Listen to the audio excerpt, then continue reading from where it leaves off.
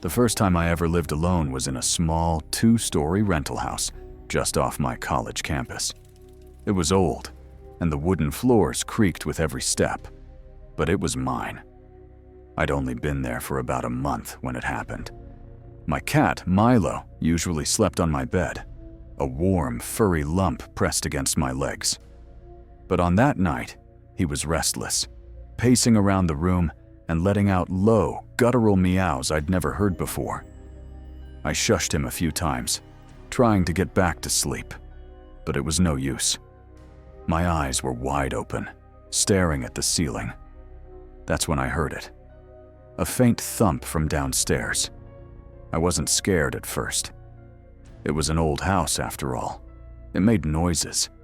I figured something had probably just fallen off a shelf. But then I heard another sound. It was a soft, dragging noise, like someone was pulling a heavy bag across the living room floor.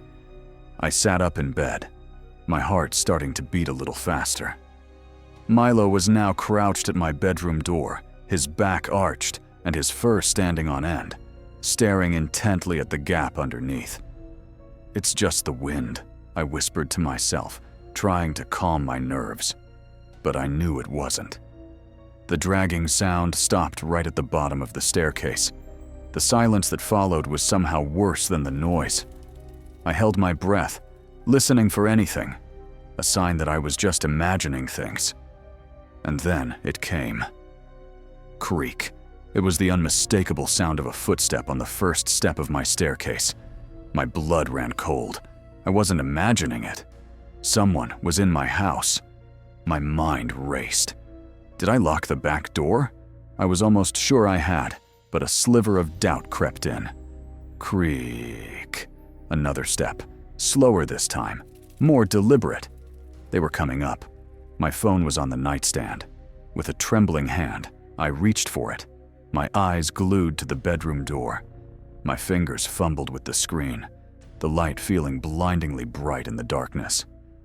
I needed to call 911, but my hands were shaking so badly I could barely unlock it. Creak. Creak. They were halfway up the stairs now. I could hear their breathing, a low, raspy sound that made the hairs on my arms stand up.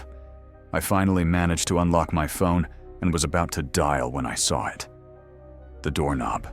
It was slowly, silently, turning. I didn't scream. I couldn't. All the air had been sucked out of my lungs.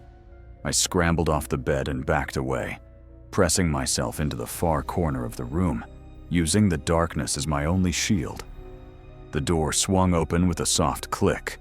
A tall, slender figure stood silhouetted in the doorway, their face hidden in the shadows of the hall.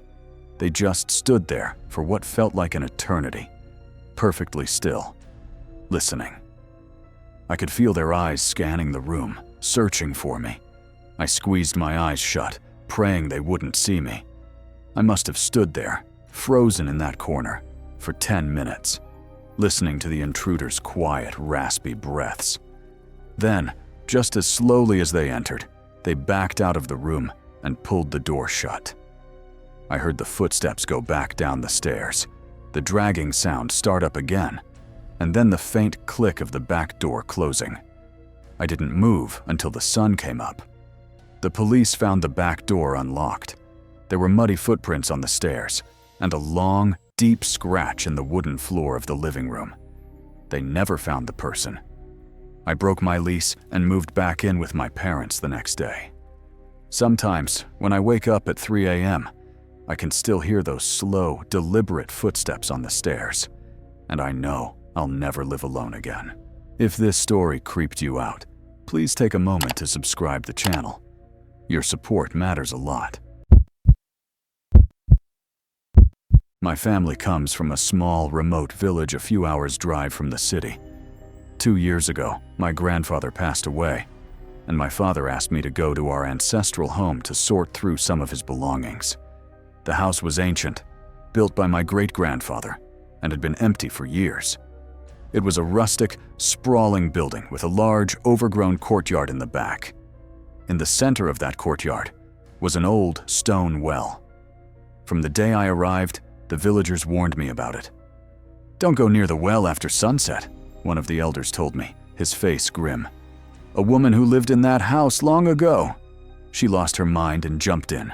Her spirit is still trapped there, waiting." I just nodded politely, dismissing it as local superstition. I wasn't a believer in ghosts. My first few days were uneventful. I spent the daylight hours cleaning and packing, and at night, the silence of the village was almost peaceful. But on the third night, something changed. I was jolted awake from a deep sleep, though I wasn't sure why. The room was pitch black, and the only sound was the chirping of crickets outside.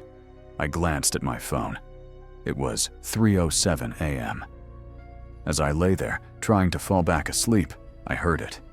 It was a faint, melodic humming, like a lullaby, coming from the direction of the courtyard.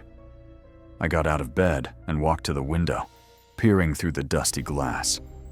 The moon was full, casting a pale, silvery light over the overgrown grass. And there, standing right beside the well, was a figure. It was hazy and indistinct, like a smudge of smoke, but it had the definite shape of a woman with long, flowing hair. I felt a cold dread wash over me. It had to be a trick of the light, I told myself, a shadow cast by one of the gnarled trees. But then, the figure slowly raised an arm and beckoned to me. I stumbled back from the window, my heart pounding in my chest. This couldn't be real. I shut my eyes tight and counted to 10, then forced myself to look again. The figure was gone. The courtyard was empty.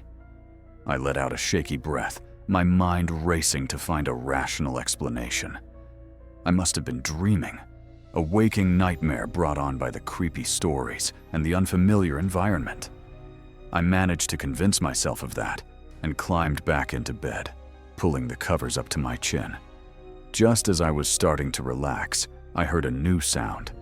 It was a whisper, so soft it was almost inaudible, but it was coming from right outside my window. Samir. My name. It had whispered my name. I froze, every muscle in my body tensing up. It couldn't be. No one in the village would be out at this hour, and they certainly wouldn't be whispering my name outside my window. The whisper came again, a little louder this time, a sad, lonely sound, carried on the night air. "Help me." Samir. It was coming from the well. I knew it, with a certainty that defied all logic. The spirit of the woman was real, and she was calling to me. I spent the rest of the night huddled in my bed, listening to her whispers as they grew more and more desperate, begging me to come to the well and free her. I stuffed my pillow over my ears, but I could still hear her voice inside my head. The whispering only stopped when the first rays of dawn broke over the horizon. I didn't even pack the rest of my grandfather's things. I threw my clothes in my bag, locked the house, and left without looking back. I never told my father what happened. How could I? But sometimes, late at night, when the house is quiet, I can still hear that faint, sad whisper calling my name. And I know that a part of me never left that house. It's still there, standing by the well, listening. For 15 years, I've been a long-haul truck driver. I've seen every corner of this country from behind the wheel of my 18-wheeler. You get used to the loneliness, to the endless stretches of empty highway in the dead of night. You learn to live on coffee and bad diner food. But nothing in all my years on the road could have prepared me for what happened on a deserted stretch of highway in the Nevada desert. It was a moonless night, the kind where the darkness outside your cab feels like a solid wall. The only light for miles was from my headlights, cutting through the black. It was just after 3 a.m. The radio had been spitting static for the last hour. Not surprising, given how remote the area was. I was starting to feel the familiar fatigue creep in, my eyelids getting heavy.